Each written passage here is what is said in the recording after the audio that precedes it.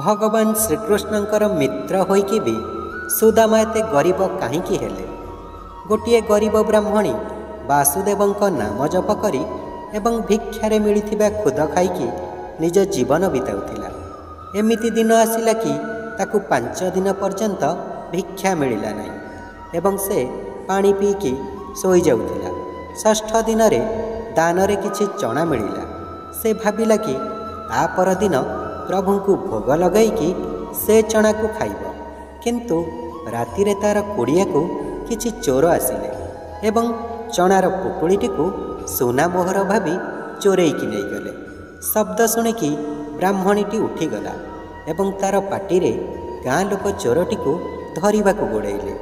सेतेबेले चोर संदीपनी मुनिक आश्रम रे लुचिगले एवं तरबरे रे चना पुटुळीटी को सेहिठारे छाड़ीदेले। आर दिन गुरुमाता को से चना पुटुळीटी मिलिला। जेतेबेले ब्राह्मणी को जना पड़िला कि चोर चना पुटुळीटी को चोरेइकी नहीं जाइछन्ति, से अभिशाप देइथिला कि जिए ए चना को खाइब से दरिद्र होइजिब।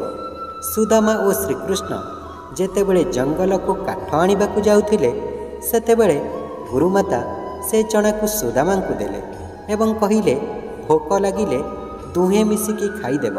सुदामा जणे ब्रह्मज्ञानी थिले।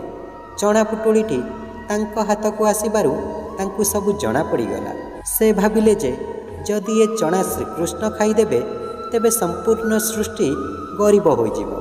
सेथिपाई सुदामा सबु चना खाइदेले एवं गरीब होइगले। बंधु माने वीडियोटी भल लागिथिले शेयर करने को भूलिबेनी एवं कमेंट रे जय श्रीकृष्ण निश्चय लिखिबे। जय श्रीकृष्ण।